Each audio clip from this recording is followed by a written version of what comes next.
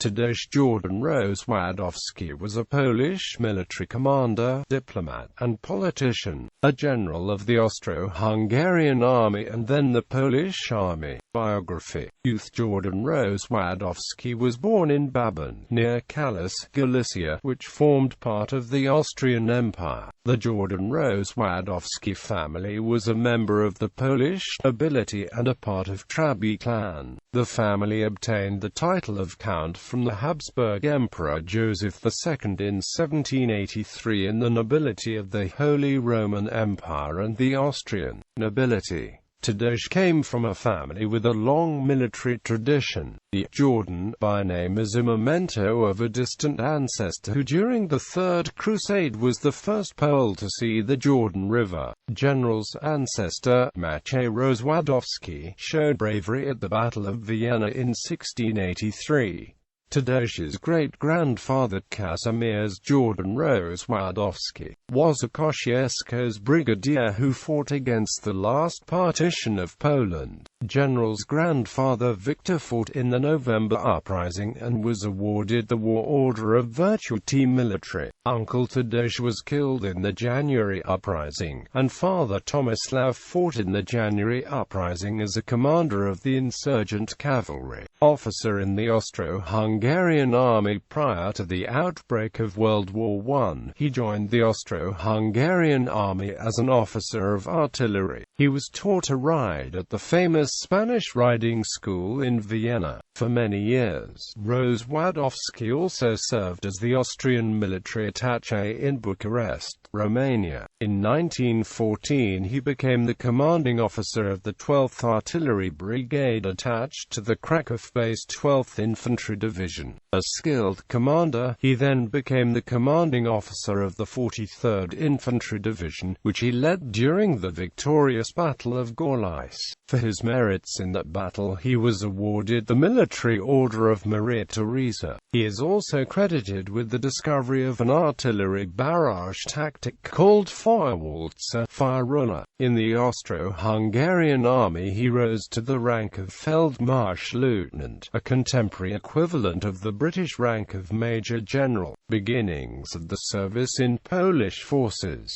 On October 26, 1918, Rozwadowski became the Regency Council-nominated Chief of Staff of the Polish Wehrmacht, after Poland regained independence. On November 15 of that year he resigned his post, and was assigned to the same duty within the newly restored Polish Army a week later. Until March 19, 1919 he was also the commanding officer of the WSJ Army fighting on the fronts of the Polish-Ukrainian War in Galicia, head of the Polish military missions to Paris, London, Rome. He was then dispatched to Paris, where he took part in the Polish delegation to the peace conference and was one of the people to sign the Versailles Peace Treaty. He also headed numerous Polish military missions to Paris, London and Rome. In June he became the official representative of Polish armed forces in Paris and was influential in obtaining international support for Poland. Chief of Staff during the Battle of Warsaw. At the height of the Bolshevist-Russian offensive in the Polish-Soviet War on July 22, 1920, he returned to Poland and assumed the post of the Chief of General Staff and a member of the State Defense Council. Opinions among historians vary as to the extent he was responsible for developing the extremely successful plan for the Battle of Warsaw that turned the tide of that war, also known as Miracle at Vistula.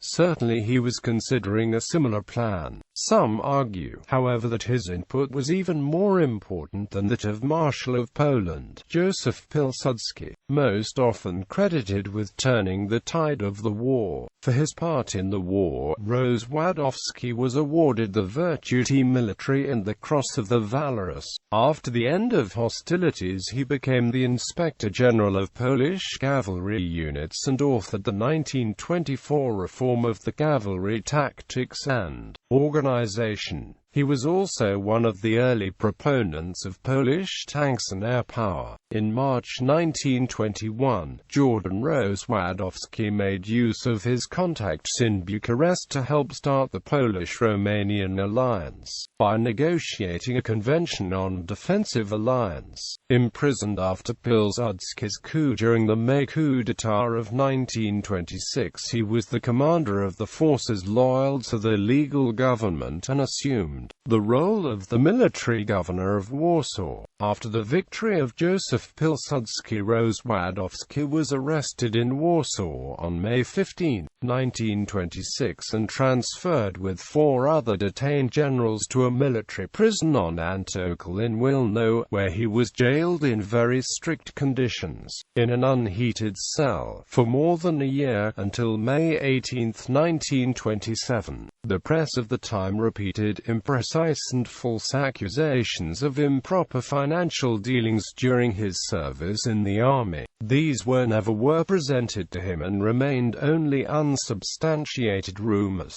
Death and the aftermath. Soon after his release and retirement, General Rozwadowski died under mysterious circumstances in a hospital in Warsaw. He was buried, amid rumors of poisoning, with military honors at the Lichakov Cemetery in Lwow. Among his fallen soldiers of the 1918–1919 Polish-Ukrainian War. In the years following his death, the official Polish media sought to erase Tadeusz Rozwadowski's memory. This policy also prevailed during the time of communist rule in Poland after World War II. Only since the fall of communism have historians in Poland been able to objectively question the circumstances of the Battle of Warsaw, as well as Rozwadowski's life and contributions to the history of Poland and Europe. Family.